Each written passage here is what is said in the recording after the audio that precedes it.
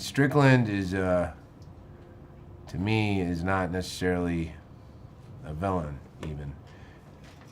The thing that Guillermo pointed out is that in the old days, in the B-movie version, where there's some creature being pulled out of the Black Lagoon or whatnot, that the Strickland character would be the hero, I guess. He's the one doing the right thing. So the fact that he's able to flip that kind of nullifies the whole paradigm to begin with, in my view. And that perhaps the Russians in a B movie or films made at the time that this takes place might be thought of as the enemy, and Hoffstetler in this case ends up trying to help save the creature. So it might be thought of initially as one of the darker forces, and then he ends up being compassionate and full of compassion for what the creature's going through.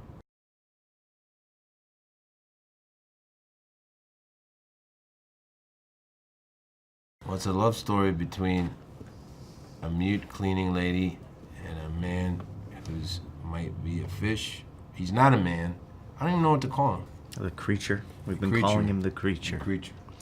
Yeah, these sort of lonely souls who are subject to a kind of, horrible treatment as far as the creature is concerned.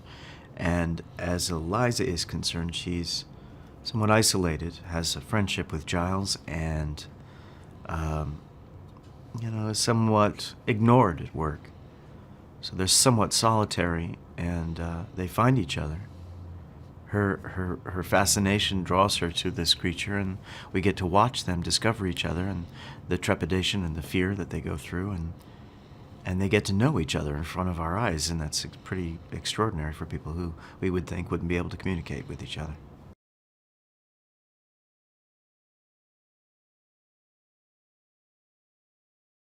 I love the challenge of getting to speak half of my scenes in Russian, and the time it took to try to learn some of the nuance of that language, of which I had studied a little bit in college, but not as thoroughly as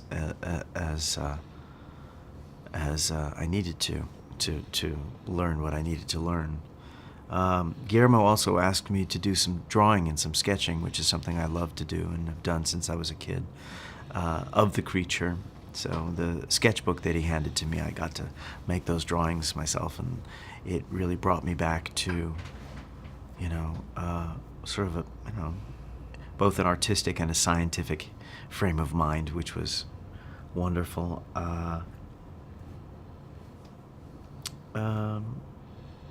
love the biography that he wrote out for my character, which is the first time that any director's ever done that for me before, given me pages of ideas about who this guy might be, where he came from, what his likes and dislikes might be, the kinds of things that he adores, what he hates.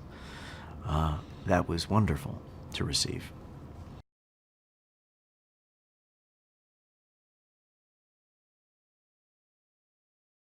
I think people will fall in love with it. I think it's got so much going for it in terms of its variety and style and creativity and artistry.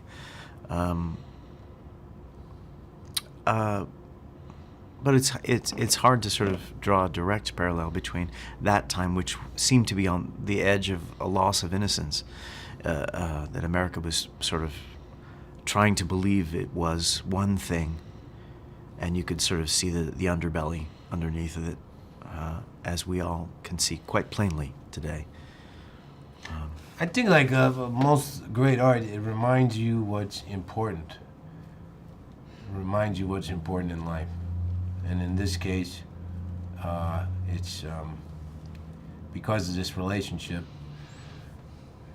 that reminds you how important love is, and what love might actually be, because it's very confusing and not many people know. But every once in a while you see it, and this would be an example of that.